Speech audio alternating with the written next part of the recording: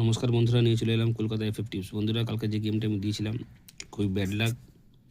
যে গেমটা 5 বাজি পর লাইনটা চেঞ্জ করে দিয়েছে, তো গেমটা পুরোটাই ফেল গেছে।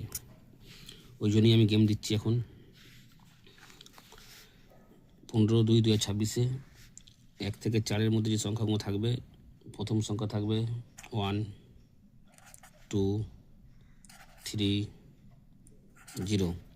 এটা প্লে হবে 1 থেকে 4 বাজি, ঠিক আছে? 1 to 4 বাজি প্লে হবে। 1, 2, 3, 0। যদি কেউ চাও 1 থেকে 3 বাজির মধ্যে পেমেন্ট, অবশ্যই এখানে 9টা গার্ডে নিয়ে নেবে।